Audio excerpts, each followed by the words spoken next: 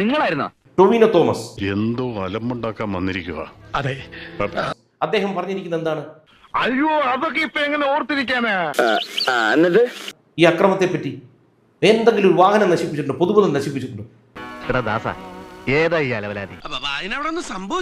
ഒന്നും സംഭവിച്ചില്ലെന്നല്ലേ അവിടെ ഒരു ജാലിയും ബേലാഭാഗം നടന്നത്. ഒന്നുകിൽ അദ്ദേഹം എന്ത് അന്ധതയാണെന്ന് എനിക്കറിയില്ല. നീയാണല്ലോ കോടതി.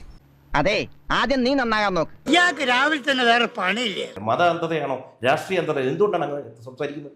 അതിലെന്തോ അവസരമുണ്ടെന്ന് എനിക്ക് തോന്നിയതാ. സന തോന്നിയായിരിക്കും. സാർ ഞാൻ അനാവശ്യം പറയരുത് കേട്ടോ.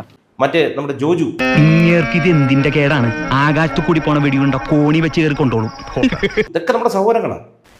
ഇതൊരു യാഥാർത്ഥ്യമാണെന്ന് എനിക്ക് വിശ്വസിക്കാനാവുന്നില്ല. ജോജു ഒക്കെ മറ്റേ എന്താ മഹാരാജ് കോളേജിൽ സംസാരിക്കുന്ന ഒരു വീഡിയോ കണ്ടു. ഞാൻ ഈ പത്രക്കാരെ കൊണ്ട് തോറ്റു. ഞാൻ എന്ത് ചെയ്യാണെന്ന് നോക്കി നടക്കുക അവന്മാര് പത്രത്തിലിടാൻ. അടിയന്തരാവസ്ഥയെ പറ്റി സംസാരിക്കുന്നത് അദ്ദേഹം കോൺഗ്രസ്സുകാരനാണ്. അതുകൊണ്ട് ഇപ്പൊ എന്താ?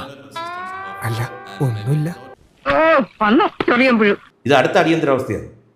അപ്പൊ അടിയന്തരാവസ്ഥ നടന്നിട്ടുണ്ടെന്ന് കുഴപ്പമായിരുന്നു പുള്ളി എന്നെ പറയുന്നുണ്ട്. ആര് പറഞ്ഞു? അതെ, ആര് പറഞ്ഞു?